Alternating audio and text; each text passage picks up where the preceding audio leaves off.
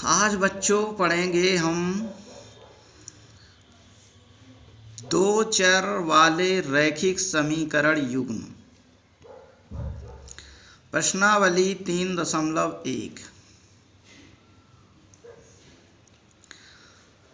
पहला सवाल है, आफताब अपनी पुत्री से कहता है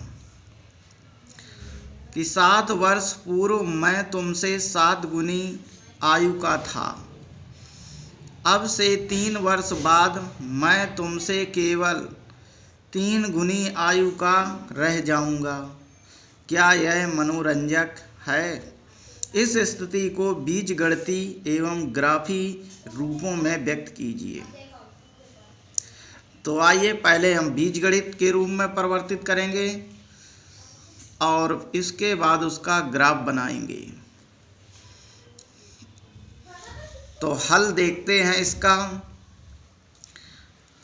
इसमें आफताब और पुत्री की आयु के रूप में समीकरण प्राप्त करना है।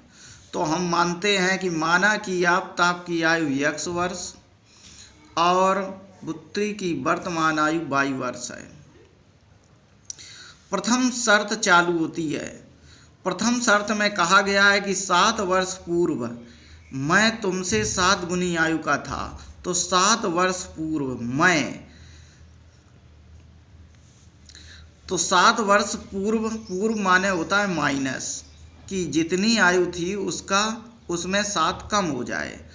तो हम दोनों की आयु 7 वर्ष कम कर देंगे। तो निकालेंगे प्रथम शर्त के अनुसार 7 वर्ष पूर्व आफताब की आयु x माइनस 7 वर्ष और 7 वर्ष पूर्व पुत्री की आयु y माइनस 7 वर्ष। प्रश्न के अनुसार x माइनस 7 यानी कि आफताब की आयु जो है वो x माइनस 7 बराबर होनी चाहिए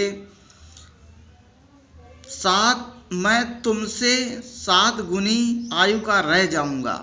तो इसमें पुत्री है छोटी। अगर हम इसमें 7 का गुणा कर दें तो पिता के बराबर यानी कि आफताब के बराबर हो जाएगी, इसलिए बराबर चिन्ह लगाया गया है। तो x माइनस 7 बराबर 7 का अंदर गुणा करें तो 7y माइनस 49। पक्षांतर करते हैं 7y इधर आया माइनस में हुआ तो x माइनस 7y बराबर minus 49 plus 7 x minus 7y बराबर माइनस 42। समीकरण नंबर 1। इसी प्रकार से द्वितीय शर्त शुरू होगी। अब निकालते हैं 3 वर्ष बाद मैं तुमसे केवल 3 गुनी आयु का रह जाऊंगा। मतलब इसमें बाद शब्द लगा हुआ है तो दोनों की हम 3 वर्ष बाद की आयु निकालेंगे। तो द्वितीय शर्त शुरू। 3 वर्ष बाद आफताब की आयु हुई x प्लस 3 वर्ष और 3 वर्ष बाद पुत्री की आयु हुई 5y प्लस 3 वर्ष। प्रश्न के अनुसार आफताब की आयु जो है पुत्री की आयु का 3 गुना। तो x प्लस 3 बराबर 3 में इंटू y प्लस 3। पुत्री को पिता के बराबर करने के लिए पुत्री में 3 का गुणा किया गया। तो हल करते हैं इसको। x प्लस 3 बराबर 3 का अंदर गुणा किया तो 3y प्लस 3 त्रिका 9। 3y को इधर लाए तो x माइनस 3y बराबर 9 माइनस 3 क्योंकि 3 उधर जाएगा माइनस का हो जाएगा। तो x माइनस 3y बराबर 9 में से 3 गया 6 बचा। अतः दोनों समीकरण बीजगणित के रूप में निरूपित हो गए हैं। तो ये पहला उत्तर हो गया। दूसरा देखते हैं। अब हम क्या करेंगे, दोनों समीकरणों को ग्राफी विधि से हल करेंगे। तो आइए समीकरण 1 से 1 को लेते हैं। x माइनस 7y बराबर माइनस 42। यहाँ से हम ऐसे इस समीकरण को पक्षांतर करते हैं जिससे हमें हल करने में कोई दिक्कत भी ना हो और ग्राफ में प्राप्त होने वाले जो बिंदु हैं वो बड़ी आसानी से मिल जाएं। तो हमने जिससे बटे भी ना हो। अगर हम यहाँ से y का मान निकालते तो 7 बटे में चला जाता तो थोड़ी सी दिक्कत होती है, इसलिए 7y को उधर ले जा रहे हैं, प्लस का हो जाएगा। तो x का मान आ गया 7y माइनस 42। अब माना कि y बराबर 5, 6, 7 ले लें अगर हम, तो y की जगह रख देंगे तो x का मान आ जाएगा। यहाँ पर y का मान 5, 6, 7 आसानी रहे इसलिए ले लिए गए। यहाँ पर हम कोई भी मान ले सकते हैं, लेकिन इतने बड़े भी ना मान हों जो हमें ग्राफ खींचने में दिक्कत आए, और ना इतने छोटे भी मान हों कि हमें दिक्कत का सामना करना पड़े। तो सिंपल बीच के मानों को ले लेते हैं और आराम से ग्राफ खिंच जाता है। तो हमने 5, 6, 7 ले लिए। जब y बराबर 5 तब हमें रखना है y की जगह 5, तो हो जाएगा 7 इंटू y की जगह रखना है 5 माइनस 42, 7 पना 35 माइनस 42 बचा -7। इस तरीके से x और y के मान प्राप्त हो जाते हैं। इसी प्रकार अन्य ज्ञात करते हैं। y बराबर जब 7 रखेंगे तब होगा x बराबर 7 गुणे 6 42 माइनस के 42, 42 गया 0, मान उसी समीकरण में रखते हैं। y बराबर 7 रखने पर तो x बराबर 7 में इंटू y की जगह 7 माइनस 42, 7 सते 49 माइनस 42, 49 में से 42 गया 7। इस प्रकार से समीकरण 1 के प्राप्त बिंदु हमें हो जाते हैं, जो ये हैं। सारणी बन चुकी, इसकी बनेगी।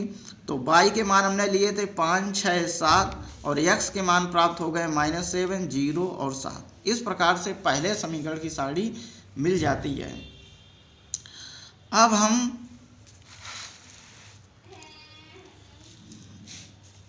अब हम दूसरे समीकरण की सारणी प्राप्त करेंगे।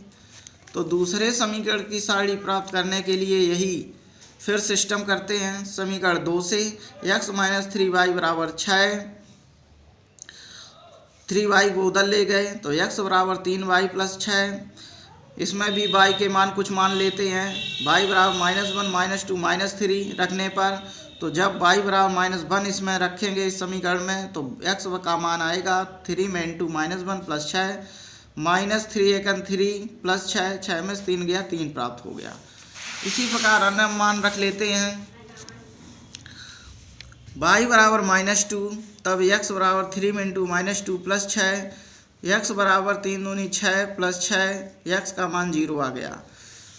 अन्य मान तीसरा रख लेते हैं। y बराबर -3 तब x बराबर 3 गुणे -3 प्लस 6, 3 त्रिका 9 प्लस 6 यानी -3। इस प्रकार से प्राप्त बिंदु आ चुके हैं, जिसकी सारणी अब बनने जा रही है। तो y के मान माने थे हमने -1, -2, -3 और x के मान आ चुके हैं 3, 0, -3। अब प्राप्त बिंदुओं से हम ग्राफ को निरूपित करेंगे। आइए देखते हैं। ग्राफ को निरूपित करने के लिए एक इसमें x डैश अक्ष होता है, दूसरा y डैश अक्ष होता है। बिंदुओं को हम निरूपित कर देते हैं।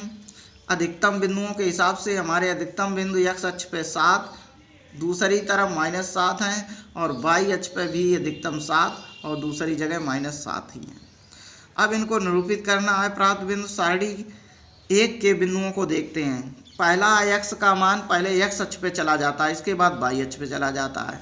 यहाँ दिखा दें हम, ये है प्रथम चतुर्थांश जो होता है प्लस का, ये है द्वितीय चतुर्थांश जो होता है माइनस का, ये है तृतीय चतुर्थांश जो होता है माइनस, इसमें निर्देशांक माइनस के आते हैं, और ये है चतुर्थ चतुर्थांश जिसमें होता है प्लस। तो आइए दर्शाते हैं हम। पहले सारणी में है x का मान है -7, 5। तो -7, 5 कहाँ आएगा? तो -7 चलते x अक्ष पे 1, 2, 3, 4, 5, 6, 7 ये आया। 5 है y अक्ष पे, तो ये है। दोनों का मिलान करेंगे तो यहाँ प्राप्त हो रहा है। तो यहीं पर बिंदु A डाल देते हैं और -7, 5 निरूपित कर देते हैं। इसी प्रकार से 0, 6, तो 0 है ये, 6 ये y अक्ष पे है, तो ये B बिंदु डाल दिया और यहाँ पर ये इसे स्थापित कर दिया। इसी प्रकार 7, 7, तो x अक्ष पे प्लस धन दिशा में दोनों धन के हैं, तो पहले चलेंगे x अक्ष पे 7 ये आए, और y अक्ष पे चलेंगे 7 तो ये आए। दोनों का मिलान होता है यहाँ पर 7, 7 बिंदु C डाल देते हैं और रेखा प्राप्त हो जाती है Q। इसी प्रकार से हम समीकरण 2 पर विचार कर लेते हैं। समीकरण 2 का भी ऐसे ही निरूपित करते हैं। तो पहला समीकरण 2 में है, सारणी नंबर 2 में है 3 कामा -1। तो 3 कामा -1 यहाँ देखते हैं, 3 प्लस का है तो x अक्ष पे चलेंगे 1 2 3, -1 यहाँ पर प्लस माइनस चतुर्थांश में जाएगा, चतुर्थ में, तो ये D बिंदु डाल दिया, 3 कामा -1 आ गया। इसी प्रकार से अन्य देख लेते हैं, 0 कामा -2, तो 0 तो यहीं रहेगा, -2 चलेंगे यहाँ, तो ये बिंदु मिल जाएगा 0 कामा -2 और यहाँ डाल देते E बिंदु। अगला है -3 तृतीय चतुर्थांश हो जाएगा, तो -3 x अक्ष पे चलेंगे पहले 1 2 3 और y अक्ष पे चलेंगे 1 2 3, दोनों का मिलान यहाँ पर हुआ, तो ये बिंदु हो गया अब, जहाँ हो गए बिंदु -3 कामा -3। इस प्रकार से ये रेखाएं मिला दी जाती हैं। इस प्रकार दोनों सारणी से प्राप्त बिंदुओं की दोनों रेखाएं प्राप्त हो जाती हैं और इस प्रकार ग्राफ का निरूपण हो जाता है। तो उम्मीद है बच्चों ये समझ में आ गया होगा और हमारे YouTube चैनल को सब्सक्राइब करें और लाइक करें। धन्यवाद।